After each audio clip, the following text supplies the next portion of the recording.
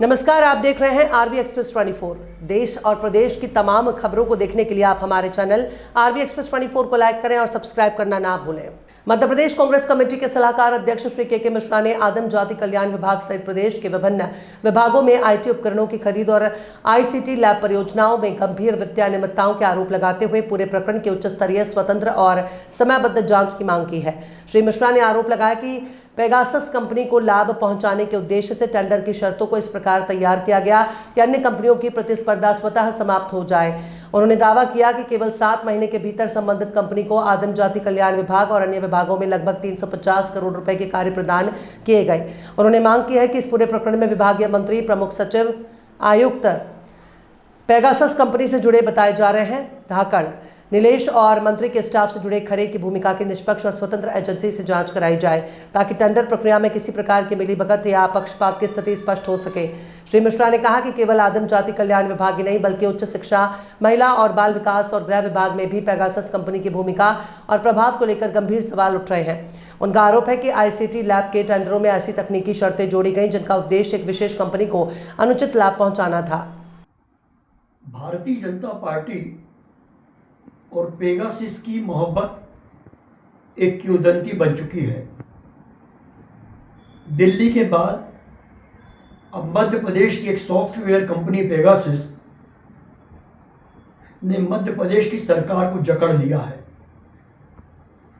विभागीय मंत्री, प्रमुख सचिव, आयुक्त और सरकार के ही विभागों के 2 अधिकारी इस सारे षड्यंत्र में शामिल हैं।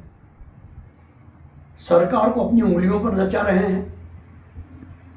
इस पेगासस सॉफ्टवेयर कंपनी ने मध्य प्रदेश सरकार से मात्र 7 माह में 350 करोड़ के काम हथियाए हैं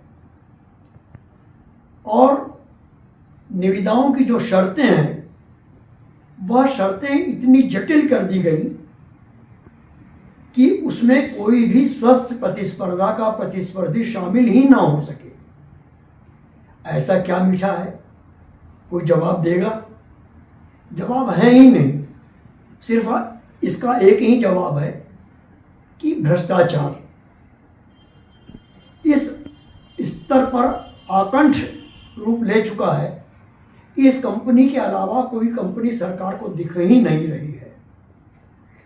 जो शर्तें डाली गई हैं उसमें मिलिट्री की शर्तें इन्वॉल्व कर दी हैं और वो शर्तें इन्वॉल्व की हैं कि कंप्यूटर पैनलों में यदि कोई धमाका दुश्मन देश करता है तो उसका असर नहीं पड़ेगा।